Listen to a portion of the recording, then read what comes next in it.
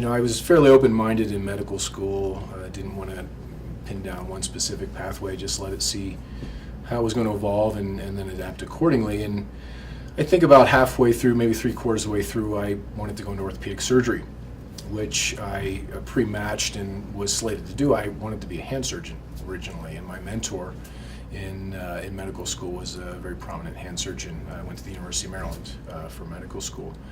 And I actually decided last minute not to go into orthopedic surgery to his behest, and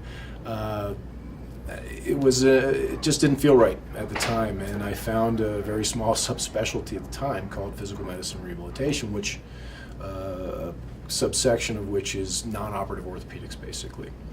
And a lot of people thought I was crazy and for changing last minute, but it just felt right. And then I had an opportunity to go to Harvard and do my residency at Harvard in physical medicine and rehabilitation. Stayed on and practiced there for several years before I was introduced to one of our partners through a mutual colleague here at the Stedman Clinic, who said, hey, they're looking for some help in spine initially, interventional spine, so non-operative spine care.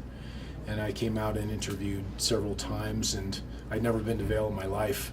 I was perfectly happy practicing in Boston. And I ended up coming out 3 separate times, and I recall saying, yeah, sure, I'll go to Vail for a little while. It sounds like a cool place to live. And 14 years later now, still here obviously, and excited about future directions and so forth.